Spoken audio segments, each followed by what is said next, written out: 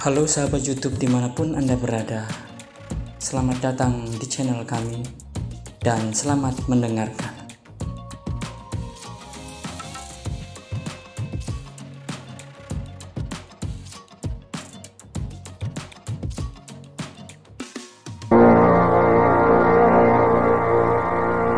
PT KB Pharma bekerja sama dengan radio kesayangan Anda mempersembahkan Sandiwara Radio Saur Sepuh, disajikan oleh Procold, obat flu yang dulu dibeli dengan resep dokter, sekarang dapat dibeli bebas di mana-mana, dan Kalpanax, obat penyakit kulit yang ampuh khasiatnya. Diproduksi oleh Haravana Record. Naskah karya Niki Kosasi. Hiasan musik dan sutradara Indra Mahendra. Tampaknya tidak begitu. Bagaimana, Raden? Mereka bergerak penuh kesiagaan dan mulai menyebar. Iya, mereka menyebar. Mereka menunjuk-nunjuk ke sini. Ya, tangan mereka menuding-nuding ke arah kita. Mereka melihat 3 ekor kuda yang kita tambatkan di sebelah sana. Lebih baik kita diam saja. Kita tunggu apa yang akan mereka perbuat. Iya.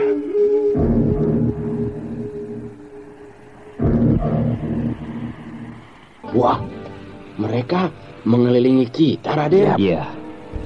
Mereka mengurung kita dan bergerak dalam bentuk lingkaran. Waduh. Bagaimana ini teh? Mereka sudah datang. Ya, sudah jelas. Mereka punya maksud tertentu kepada kita. Gerombolan perampok? Bukan. Cahaya bulan yang terang membuat aku bisa melihat pada keadaan mereka. Mereka berpakaian seragam pasukan perang. Senjata mereka semuanya sama, tombak dan pedang. Hanya satu orang yang berbeda. Kelihatannya dia pemimpinnya atau kepala regu. Pasukan perang, Raden. Pasukan perang dari mana ya? Aku tidak tahu. Tapi mungkin dari sebuah kerajaan yang ada di sekitar daerah ini. Raden, mereka sudah dekat sekali. Semuanya sudah memegang tombak. Betul. Jangan bergerak. Berdiri. Tadi disuruh diam, jangan bergerak. Sekarang disuruh berdiri. Bagaimana sih? Iya. Jangan melawan. Untuk apa melawan? Punya salah juga tidak. Jangan banyak cakap. Waduh. Yang banyak cakap itu siapa? Iya. Dari tadi kami diam melulu. Setelah kalian datang, kalianlah yang banyak cakap. Kau yang bernama Raden Bentar? Iya. Bukan. Jangan main-main ya. Kamu yang ngawur. Lihat-lihat dulu orangnya. Masa tampang begini, Raden? Siapa tahu Raden di wilayah Kulon tampangnya jelek? Wah, menghina banget. Siapakah saudara-saudara ini? Mengapa mendatangi kami di tengah padang ilalang, di tengah malam buta seperti ini? Nah, kau pasti yang bernama Raden Bentar. Benar, aku Raden Bentar. Kau ditangkap? Ditangkap? Iya, atas nama perintah petinggi Yamuna, kau ditangkap. Dugaanku tepat bahwa kalian pasukan perang. Iya, kami pasukan Kadipaten Dumugi. Alasannya apa? Tidak tahu, kami hanya menjalankan tugas. Pokoknya kau harus ditangkap. Katakan pada atasanmu, aku minta alasan. Jangan macam-macam. Tangkap!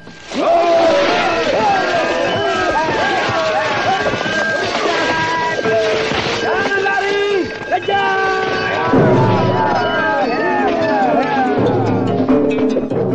Wah, Raden Bentar lari. Waduh, bukan lari, tapi sengaja menjauhi kita supaya kita tidak terlibat di dalam pertarungan. Hebat, Raden Bentar selalu memperhatikan keselamatan kita. Iya. Wah, pertarungan itu ramai banget, tapi tidak jelas sebab cuaca gelap, hanya terlihat bayangan-bayangan saja. Dawala.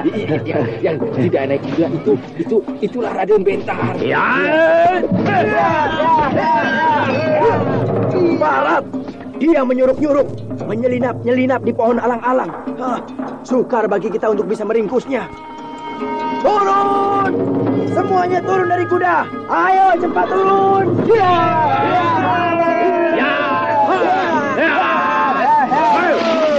Kurung terus rapat, jangan sampai lolos. Waduh. Salah. Anak buahku berantakan. Jungkir balik tidak keruan.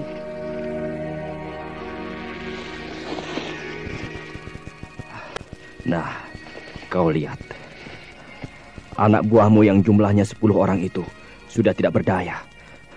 Sekarang, jawab pertanyaanku. Iya. Loh, malah menyerang? Kau hebat juga. Tapi kau boleh coba dengan aku. Kepandaianmu sebagai kepala regu tidak beda jauh dengan anak buahmu. Kau akan sia-sia melawan aku. Persetan!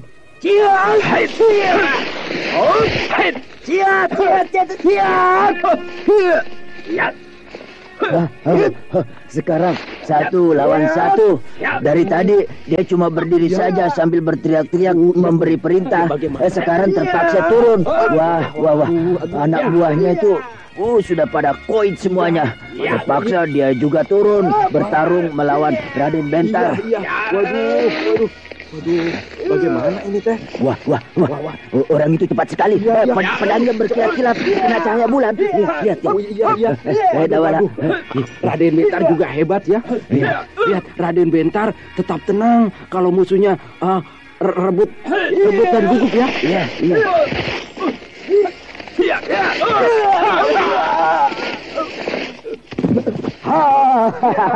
Raden Bentar yang menang. Orang itu terjungkal, merayap-rayap di tanah, merintih kesakitan ulu-ulu. Lihat. Rasain lu. Aduh, jangan bunuh aku. Aku Jawab pertanyaanku. Iya. Siapa petinggi Yamuna yang memerintahkan kau menangkap aku? Wakil Adipati Dumugi. Apakah dia kedatangan seorang tamu? Iya. Siapa nama tamu itu?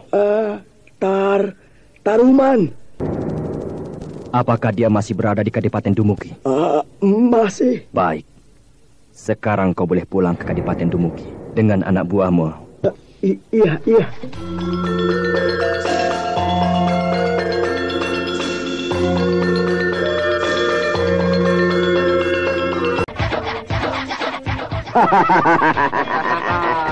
Pasukan Kadipaten Dumugi itu pulang dengan membawa kekalahan. Jauh-jauh datang ke sini cuma untuk kalah. Untung Raden baik hati. Mereka tidak dibunuh. Iya, Raden terlalu baik hati. Iya. Padahal mereka sudah jelas mau membunuh Raden. Tapi oleh Raden dibebaskan begitu saja ya. Untuk apa membunuh? Kalau tidak dengan membunuh kita bisa menang. Kalau mereka balik lagi, kembali ke sini, mau membalas dendam, bagaimana itu Raden? Aku perlakukan lagi seperti tadi. Datang lagi, dibegitukan lagi. Begitu terus, sampai mereka bosan. Berarti membuang-buang waktu, Raden. Tidak, bukan membuang-buang waktu, melainkan berusaha memberikan kesadaran. Sebab manusia, siapa saja, tidak abadi. Segala sesuatu ada akhirnya, ada sadarnya, dan ada kendornya. Iya, yang jahat saja bisa insaf. Apalagi bukan penjahat. Kesadarannya mungkin akan lebih cepat. Iya, itulah. Sekarang bagaimana ya Raden? Bukankah sudah jelas Taruman orang yang kita cari berada di Kadipaten Dumugi? Kita harus ke sana. Tapi besok saja. Malam ini kita istirahat di sini. Ya, istirahat dengan tenang. Tidur yang enak supaya besok pagi badan kita segar lagi. Baik, Raden.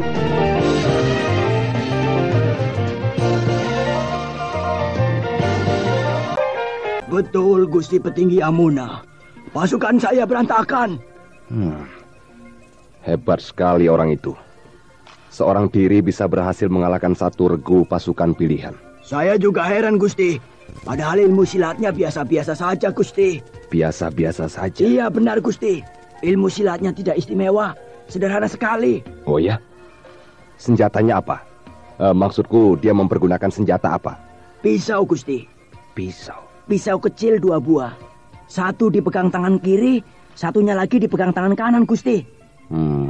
Jurus-jurusnya sederhana sekali dan gerakannya lamban. Tapi anehnya, suka ditembus.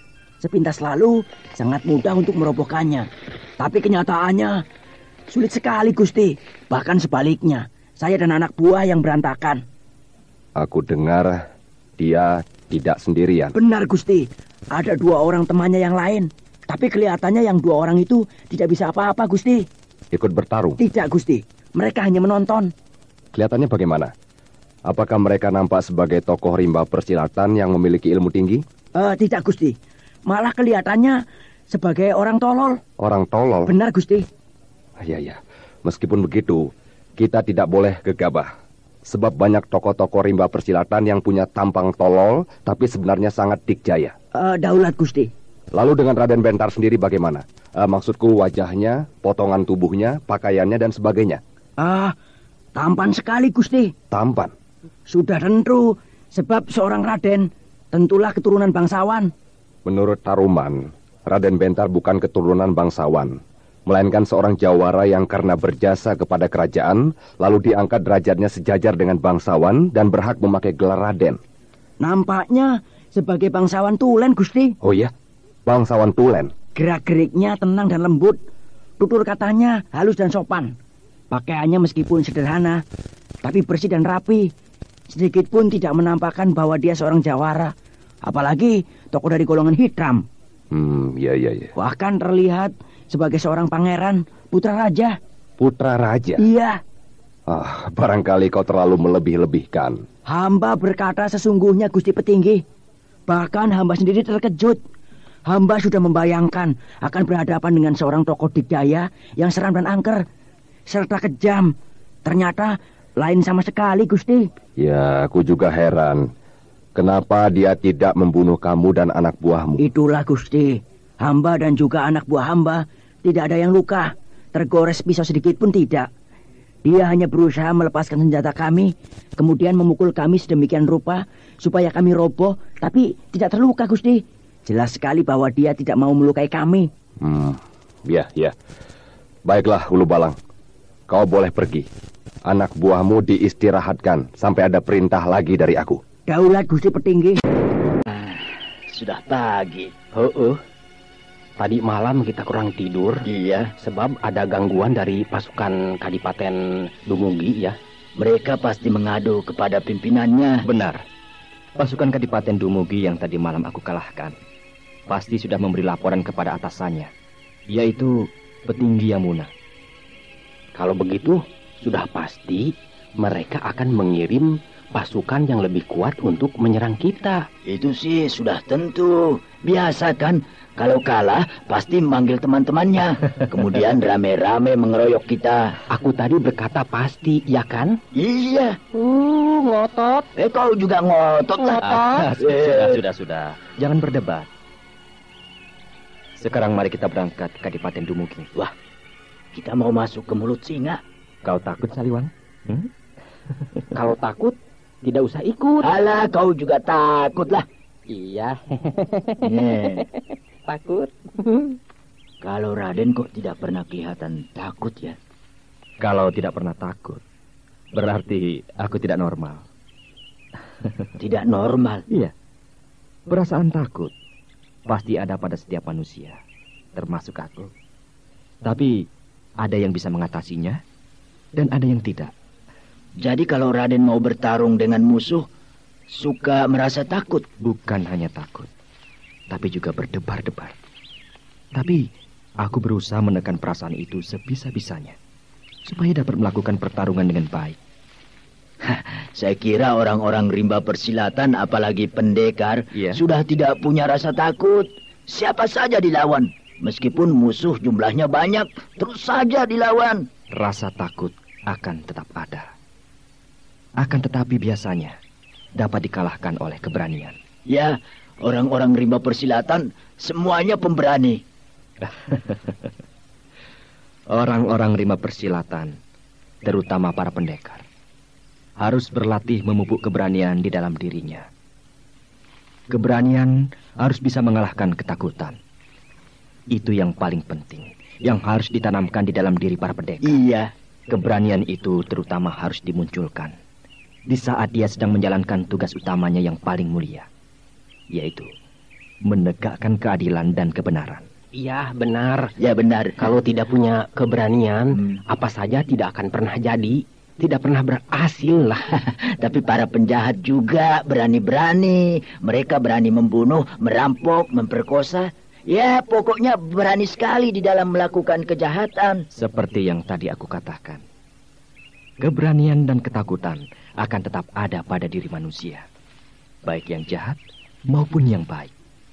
Dan masing-masing punya alasan yang kuat yang mendorong dirinya untuk berbuat berani. Ya, orang jahat berani merampok karena ingin punya uang, ya, tapi tidak mau susah. Iya, begitu. Ingin gampangnya saja, begitu.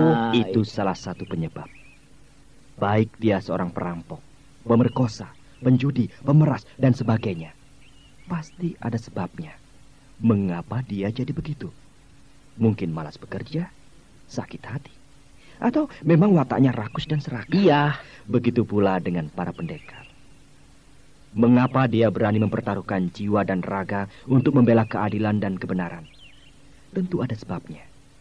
Mungkin dia merasa iba melihat orang-orang yang menderita, kelaparan, akibat penindasan dan sebagainya. Kalau begitu, hanya tinggal mengarahkannya saja ya. Mau diarahkan kepada yang baik atau yang buruk. Benar. Keberanian yang diarahkan kepada hal-hal yang baik akan menghasilkan sesuatu yang bermanfaat bagi orang banyak. Tapi sebaliknya, keberanian yang diarahkan kepada hal-hal yang tidak baik akan menghasilkan sesuatu yang buruk, yang dapat menimbulkan bahaya dan malapetaka bagi orang banyak. Iya, Raden. Mari kita berangkat. Kuda kita hilang. Kuda hilang. Tadi malam kita tambatkan di situ, tapi sekarang tidak ada. Aduh, kurang ajar.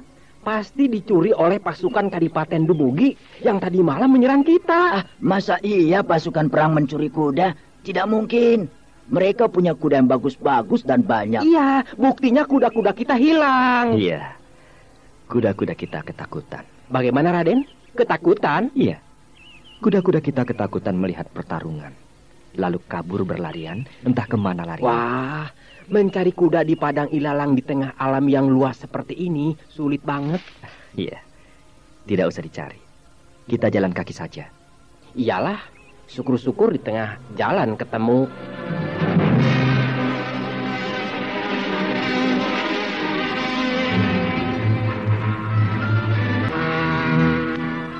Yamuna. Taruman, lekas ke sini. Bagaimana? Apakah pasukan yang dikirim berhasil meringkus Bentar? Kalah. Oh ya? 1 regu aku kirim dan gagal. Sudah aku katakan, dia orang Dikjaya. Kenapa hanya 1 regu yang dikirim?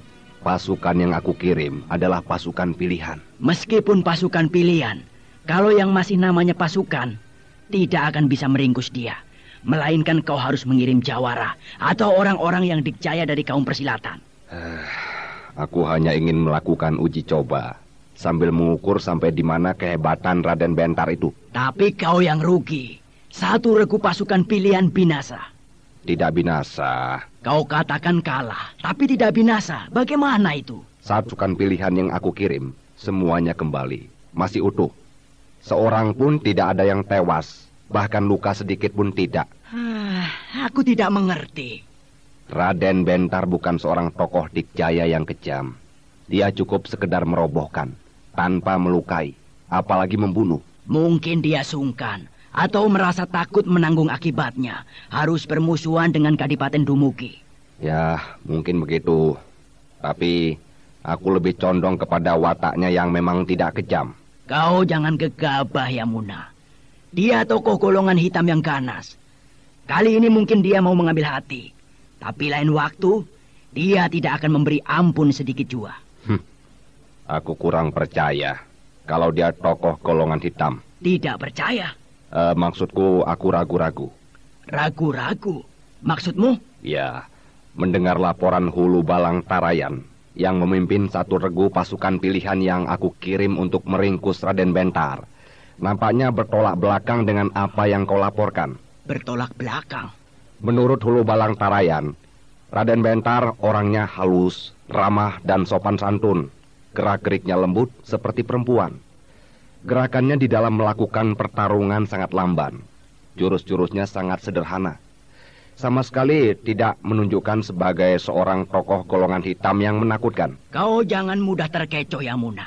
Tokoh-tokoh Dikjaya dari rimba persilatan banyak yang aneh. Baik bentuk orangnya maupun kelakuannya. Ada yang tambangnya segar, gerak-geriknya garang. Tapi ada pula yang seperti banci, lemah gemulai, padahal dia sangat kejam. Ya, memang aku bukan orang dari kaum persilatan, sehingga tidak banyak mengetahui seluk-beluk orang-orang rimba persilatan. Baiklah, kita tunggu saja kedatangannya. Nah, lebih baik kau menghubungi tokoh-tokoh Dikjaya dari rimba persilatan untuk menandingi kehebatan Raden Bentar.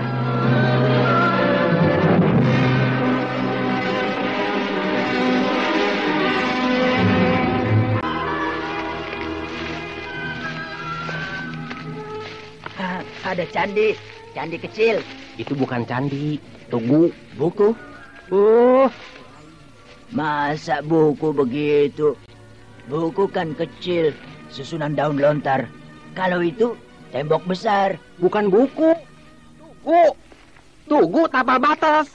Tidak di atas, di bawah begitu kok. Tertancap di tanah. Aduh, kacau.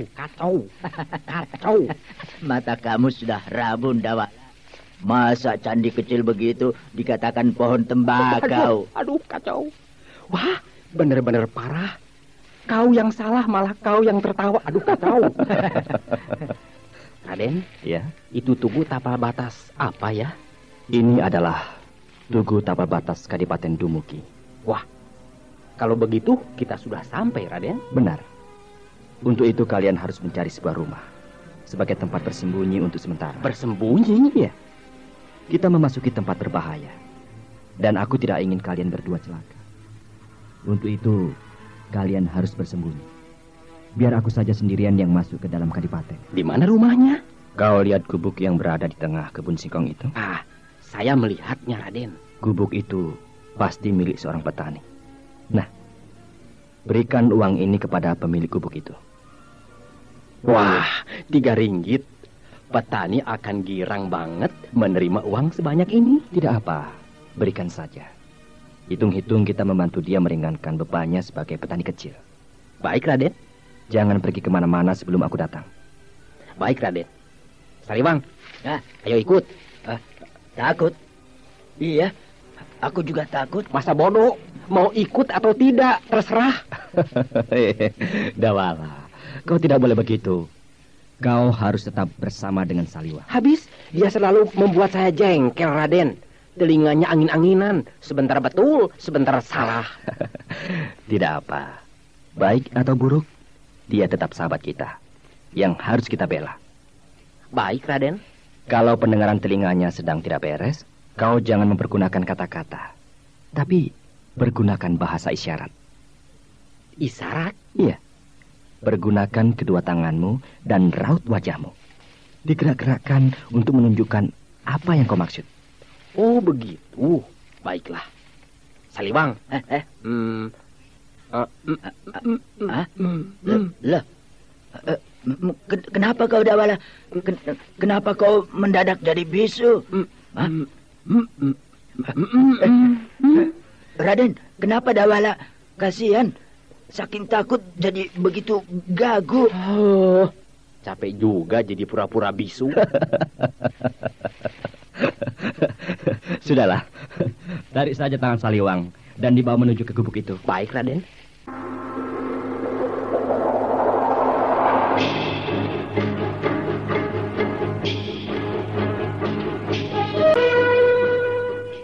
Kanjeng Petinggi. Hulu Balang Tarayan? Daulat, Kanjeng. Bagaimana? Kau berhasil menghubungi orang rimba persilatan? Berhasil, Kanjeng. Berapa orang? Tiga Siapa orang. saja? murid-murid perguruan Gagak Biru, namanya Rodan, Talas, dan Tegas. Di mana tempatnya perguruan Gagak Biru itu? Di Kampung Kalan, Kanjeng. Jauh juga ya? Jauh juga, Kanjeng. Kau tahu dari mana? Hamba hanya dengar-dengar saja. Katanya di Kampung Kalan ada sebuah perguruan silat. Lalu hamba ke sana. Dan benar juga ada. Hamba ditemui oleh gurunya, namanya Lambatan. Orangnya sudah tua, tapi kelihatannya punya ilmu tinggi, Kanjeng. Kenapa tidak dia saja yang kau mintai bantuan? Katanya nanti saja kalau murid-muridnya tidak kuat, baru dia sendiri yang akan turun tangan. Muridnya banyak? Banyak, Kanjeng. Kira-kira 30 orang. Wah, banyak sekali ya. Perguruan Gagak Biru itu memang perguruan yang besar, Kanjeng. Tapi kelihatannya perguruan ilmu hitam. Ilmu hitam? Benar, Kanjeng. Sebab hamba lihat suka melakukan upacara mengundang setan. Iya, Kanjeng. Duduk melingkar di tengah-tengah lingkaran, dipasang sebuah tiang bambu. Lalu? Di atasnya bergantungan tengkorak kepala manusia. Lalu mereka membaca mantra sambil membakar dupa. Ya, biarlah. Itu urusan mereka. Yang penting mereka bersedia membantu kita. Iya, Kanjeng. Nah, ketiga orang murid yang dikirim ke sini itu yang paling hebat dari semua murid yang lain? Betul, Kanjeng. Guru Lambatan sendiri yang memilihnya. Di mana mereka sekarang? Sudah berada di tempat yang Kanjeng tunjuk, yaitu di dekat Rawa-Rawayan. Baiklah. Mari kita ke sana. Kanjeng akan ikut juga? Aku ingin melihat dengan mata kepalaku sendiri sampai seberapa kehebatan Raden Bentar. Baik, Kanjeng. Mari kita sama-sama berangkat.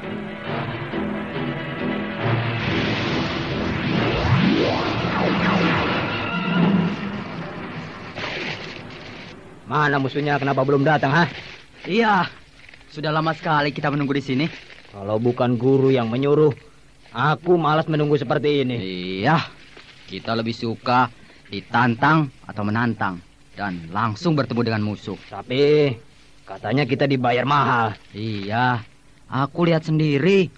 Hulu Balang Tarayan dari Kadipaten Dumugi itu membawa uang 2 kantung penuh. Wah, banyak sekali ya. Iya, makanya guru kita Lambatan wajahnya sangat cerah. Sebab punya uang banyak. Bisa untuk biaya keperluan kita, sekalian memperbesar bangunan perguruan kita. Iya, sering-sering saja kita dibayar oleh orang kaya seperti itu. Hidup kita tidak akan pernah kekurangan. Iya. Hoi! Nah, itu Hulu Balang Tarayan datang. Berdua dengan siapa ya? Pasti dengan orang berpangkat yang membayar kita. Sebab pakaiannya bagus sekali. Pakaiannya yang mahal. Iya, pakaiannya bagus. Saudara-saudara, perkenalkan inilah Kanjeng Petinggi Yamuna yang menyewa kalian. Iya. Kanjeng, yang ini namanya Talas, yang ini Lodan, dan yang itu Tegas, Kanjeng. Iya. Musuhnya mana, Hulu Balang? Sabar, sebentar lagi pasti dia datang. Silakan kalian menunggu di sini. Aku mau bersembunyi di sana, di kerimbunan semak belukar. Baik, Kanjeng Petinggi.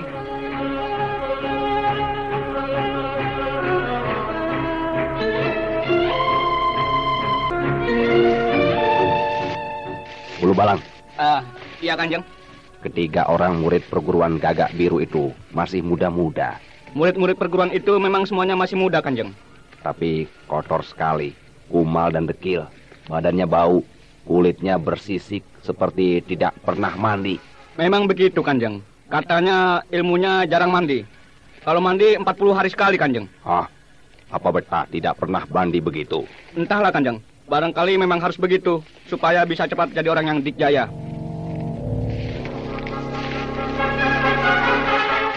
Nah, itu dia. Siapa? Raden Bentar. Raden Bentar? Betul, Kanjeng. Itu yang sedang berjalan sendirian. Muncul dari tikungan jalan itu. Kanjeng Petinggi, saya mau memberitahu ketiga murid perguruan Gagak Biru itu supaya mereka bersiap-siap, Kanjeng. Karena Raden Bentar sudah muncul. Iya. Siapa namanya? Bentar. Iya. Kalau Bentar datang, kita tidak usah sembunyi, benar. Bersembunyi seperti banci. Iya, kita harus memperlihatkan bahwa kita jantan. Kita keluar secara terang-terangan. Lalu kita tantang bertarung 1 lawan 1. Aku dulu yang maju. Aku dulu. Kau nanti saja, Tegas, setelah aku. Aku dulu, baru kamu. Aku dulu. Jangan rebutan. Ini si Tegas tidak bisa diatur. Kau juga ingin menang sendiri. Sudah. Kita bertiga maju sekaligus. Malu dong. Seperti anak-anak kecil main keroyok. Maka dari itu harus mau diatur. Iyalah. Kau saja yang maju duluan, Dodan. Baik. Lihat itu. Hulu Balang Tarayan datang lagi. Iya. Kenapa begitu? Seperti orang ketakutan. Iya. Berlari-lari membungkuk-bungkuk, menyelinap di balik pohon-pohon, seperti takut dilihat orang lain. Pasti musuh itu sudah datang. Dan dia mau memberitahukannya pada kita. Bersiaplah. Dia sudah datang. Datang? Iya. Bentar sudah muncul dari tikungan jalan. Sedang berjalan melintasi jalanan yang di depan kita itu. Bagus. Sudah lama aku tidak bertarung. Badanku sudah pegal-pegal. Percuma kita belajar silat kalau tidak bertarung.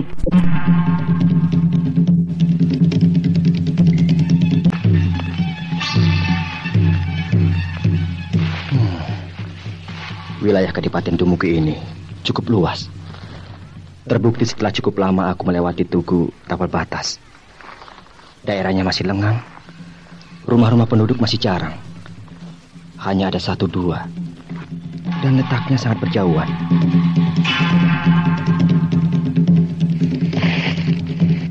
Itulah Raden Bentar, Kanjeng Petinggi. Dia sudah cukup dekat. Kanjeng bisa melihatnya dengan jelas. Benar katamu, Hulu Balang Tarayan. Raden Bentar itu benar-benar seorang raden. Itulah, Kanjeng. Sama sekali tidak nampak sebagai seorang yang jahat. Ya, sama sekali tidak. Wajahnya tampan sekali. Kulitnya bersih dan halus seperti kulit tubuh perempuan. Raut wajahnya menunjukkan dia seorang yang welas asih dan cukup berwibawa. Dia berjalan dengan langkah-langkah yang tenang. Ya, aku yakin dia seorang bangsawan yang tulen.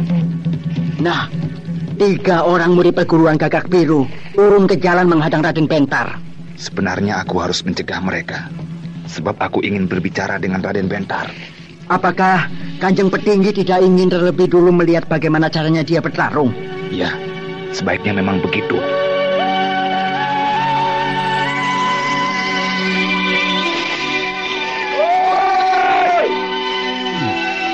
Siapa mereka? 3 orang pemuda bertampang seram, berdiri di tengah jalan menghalangi jalanku. Kalian minggir dulu, menonton di tepi jalan. Biar aku yang maju duluan. Mau apa mereka itu? Yang 2 orang menepi ke tepi jalan.